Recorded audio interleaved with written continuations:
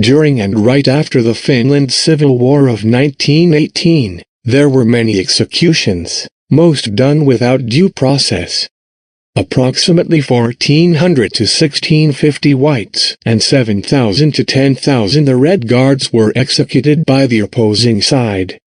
The Red Guards formed the Army of Red Finland and were one of the main belligerents of the Finnish Civil War in 1918. The executions were invariably carried out by firing squad. The shoot-on-the-spot declaration allowed white commanders to summarily execute prisoners, something which was of questionable legality, but the issue became moot after general amnesties. In the 19th century and before, as in the other Nordic countries, beheading by axe was the most common method of execution. In the 20th century, firing squads were used. The official beheading axe of Finland is today on display at Museum of Crime, Vantaa.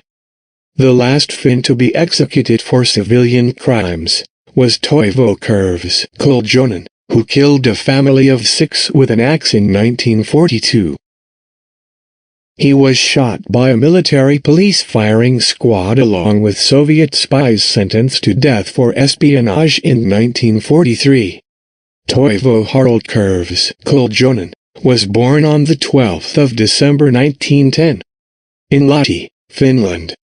He had been sentenced to prison and incarcerated at Himaki prison, from which he was moved to Hitittnan auxiliary prison. He escaped from prison in 1943 and attempted to hide from the authorities. Painter Toivo Harald Koljonen committed one of the worst mass murders in Finnish criminal history. When 6 white coffins were lowered into graves in Hitittnan in April 1943, 4,000 people were present. If public opinion had been asked at the time about the sentence for the 6-time murderer, everyone would most likely have hoped for Koljonen's death. Koljonen had committed crimes before and had been in prison, but the brutal axe murders were something completely different from petrol theft or firearms offenses. The turning point in Koljonen's life was the year 1941. In April 1941, Koljonen was sentenced to 4 years and 10 months in a penal colony for aggravated theft and firearms offenses. He had been sentenced for a couple of years when he began planning his escape. On Monday, March 15, 1943, Koljonen, who was working in the forest at Hitittnan sub-prison, complained that his saw had broken down and made an excuse to go to the tool shed. However, the repairs were not done. Koljonen needed to escape in the middle of spring shopping. No daring wall crossings or violence were needed, just the right moment and a little help. At Koljonen's request, his former fellow prisoners had hidden money, food and clothes near a logging clearing, which the escapee took with him. Koljonen had promised 10,000 marks for help. The escape began with a difficult time hiding in the wintry wilderness.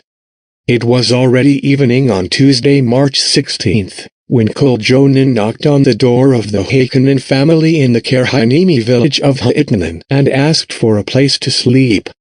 The escape had already been reported on the radio.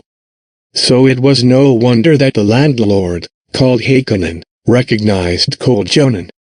"Yes, I'll get you a place to sleep," Heikkinen would say in response, and Koljonen fled.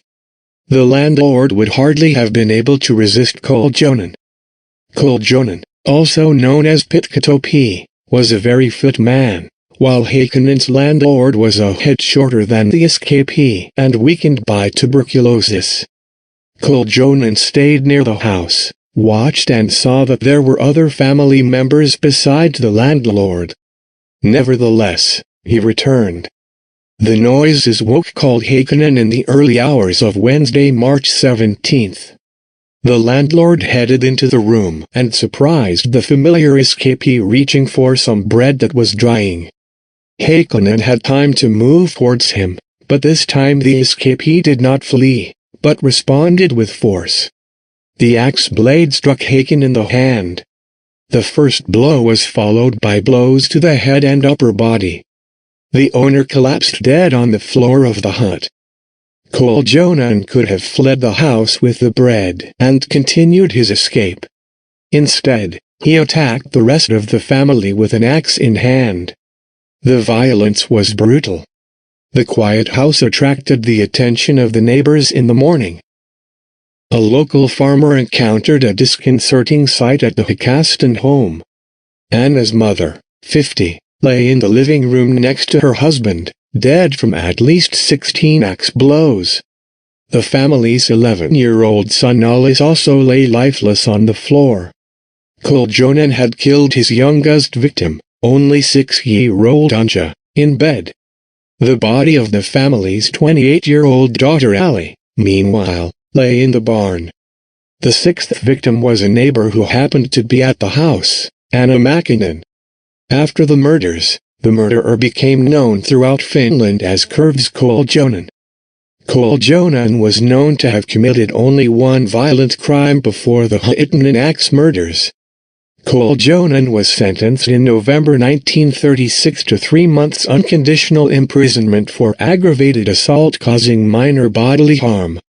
The victim was a young woman. Based on the woman's description, Koljonen had strangled her and hit her first with his fists and finally with a stone. The victim's and Koljonen's accounts were completely contradictory, and the trial dragged on. The verdict was not handed down until the 1st of September 1938, almost 2 years after the incident. Toivo Koljonen did not appear in court, so Koljonen took advantage of the opportunity and downplayed his actions. Koljonen's life and the axe murders, Keskisarja draws attention to the fact that the future sextuple murderer showed no signs of remorse at any point during the handling of the case. Regret would have been natural, since it was a brutal and cowardly act even by the standards of many criminals. The crime was ugly, but it does not provide an explanation for the sextuple murder. There was nothing in his previous life that would have predicted the axe murder of 6 people, even though his life was criminal and miserable in every way. There were no capital crimes in Koljonen's criminal record before the events of 1943. I could not find out why Koljonen's head snapped. The most amazing thing was that he was completely sane. He was not even a hunted animal who had committed his act because of his pursuers. The escape continued for a couple of weeks after the axe murders, until Koljonen was caught in the village of Viranmaa in the then Saksmaki municipality. In 1943, in Hitittnan, or the murder prison, there was an atmosphere where execution and the death penalty were the only option. Koljonen was sentenced to death for each of his murders. This brought his total to 6 death sentences. During wartime, the life of a mass murderer was not expensive. Death was present in many homes, and mercy was not enough for the axe murderer. No, not even though Koljonen begged the President of the Republic for it. Although Koljonen lost his life by a decision of a civilian court, the state of war still reminded him of itself with the execution mound. 2 Red Army paratroopers, who had landed on March 19 and were captured 3 days later, traveled to the execution site next to Koljonen. Countless honorable young men risked their lives every day at the front. Why would an axe murderer have had the right to live? This is probably what many contemporaries thought. The Turku's Civil Guard District's execution company executed Koljonen by shooting at the Krisamaki shooting range in my area district, on the edge of a gravel pit, on October 21, 1943. Thank you for watching Death Row.